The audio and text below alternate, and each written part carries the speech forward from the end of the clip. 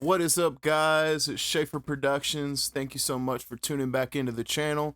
Today I'm going to show you how to EQ a beat so that you have room for your vocals. I know I've been there a million times when I'm working on a track and I'm using kind of my usual vocal settings, and the beat is just completely eating up the vocals, and I'm like, what's going on? A lot of times it has to do with how the person mixed the beat, and sometimes that may be out of your control. Let's say if an artist is coming in to record with you and they brought the beat to you, it's already mixed, you only have the beat as a whole. Well, there's a couple little things that you can do to make the vocal stand out, and that's what we're going to talk about today. So let's jump into it. This is a song by Mr. Goodman. This is actually the pre-pro version before I created a new beat to it. I encourage you to go check him out. His name is Mr. Goodman. You can find him on Spotify. I've produced his whole album, Hearts Unknown. Great project. Anyway, so let's get started. I'm going to go ahead and play the track for you, and you're going to see where the beat is going to start eating up the vocals, and I'm going to show you a couple different solutions for it. So let's play it from the top.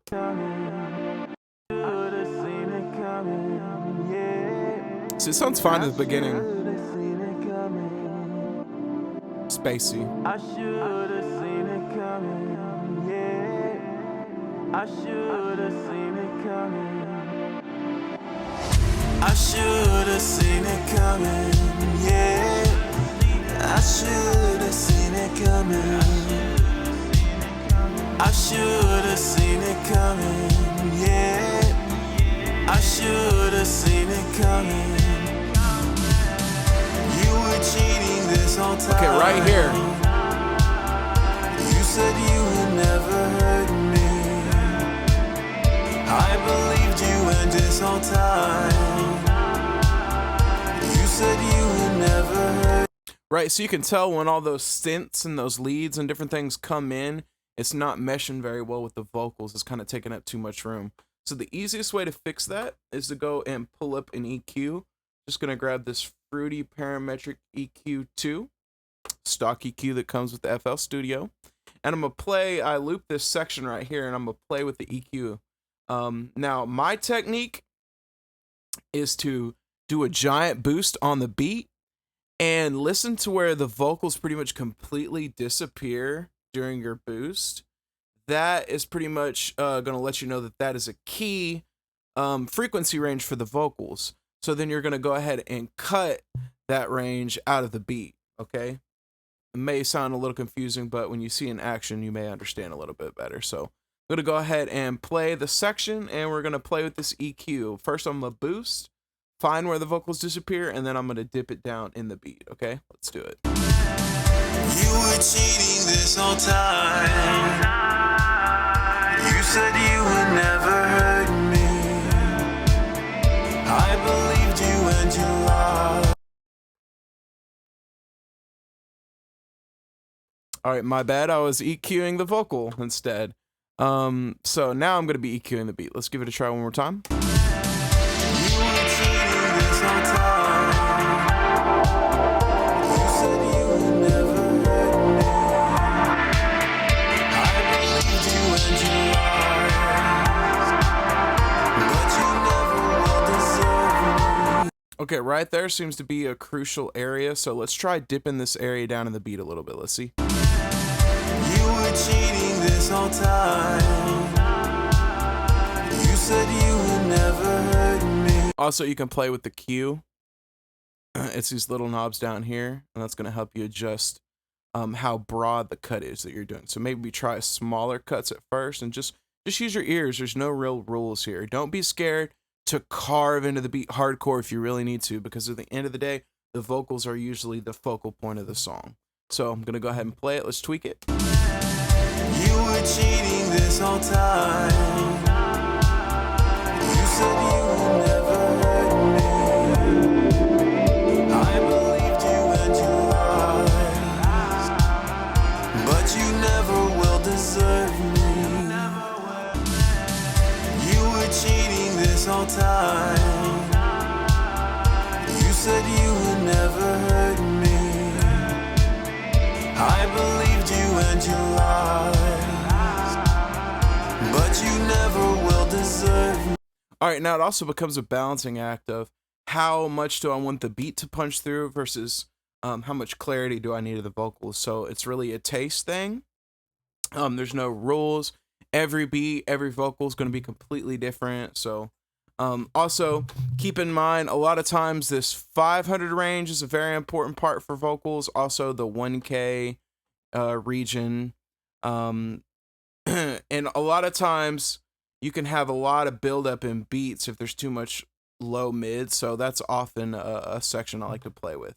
Now, if the EQ just isn't cutting it, or there's something specific, like listen to the beat and see how it sounds and see if are the sides too loud. I had a case the other day where, like, you know, kick and snare and hi-hat are dead center in the beat and they're sounding smacking. They sound great. If I turn them up more, they're going to be too loud. But the music in the beat was too quiet, but it was more on the side. So I discovered, hey, if I can just turn the sides up, I'm able to hear the music better, like through a cell phone or whatever I'm listening on. I can hear the music a little bit better balanced with the vocals, and so it doesn't sound like just drums and vocals. In some cases, you may run into that problem. You know, and vice versa. It may be a case where the drums are very weak. You may want to turn the center channel up. There's a couple ways you can do that. I like to use a plugin by Waves called Center.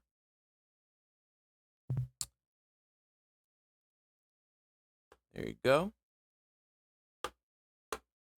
And now you can adjust independently the sides of the beat from the center. So let's play with this a little bit. You were cheating this whole time.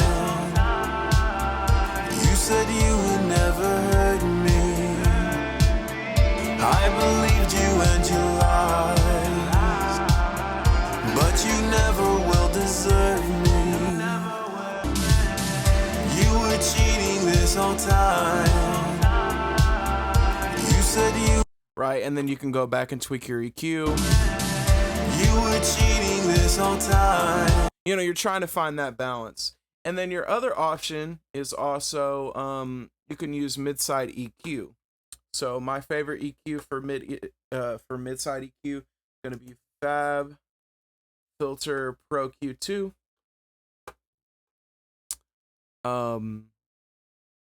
You basically take the channel mode, switch it to MidSide, and now I'm able to, if I create a band, you have either middle, stereo, and sides now that it's in MidSide mode. So let's try cutting some stuff in the middle and make more room for vocals, because vocals a lot of times are dead center. That's the important part of the vocal. You were cheating this whole time. You said you would never hurt me. I believe. Okay, but let's say we want to hear more of this range in the sides. So you would take this same section, boost it, and set it to the sides. You were cheating this whole time. You said you would never hurt me. And this is also useful if you're mastering. For instance, you may want to set it to the side and cut all your lows in the sides. It'll give you a smoother sound a lot of times, a more controlled. A lot of times you want your lows and your subs to be mono. Now, that's not always the case, but 90% of the time, that's what you're going to be looking for. You were cheating this whole time.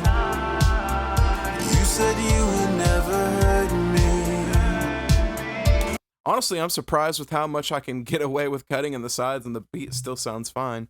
Anyway, so figure I'd give you guys a couple tips. If you have any questions, drop them in the comments below. Thank you so much for watching, guys. Please subscribe to my channel. I'm going to be dropping videos weekly. Again, my name is Schaefer. This is Schaefer Productions. You guys have a great day. I should have seen it coming, yeah.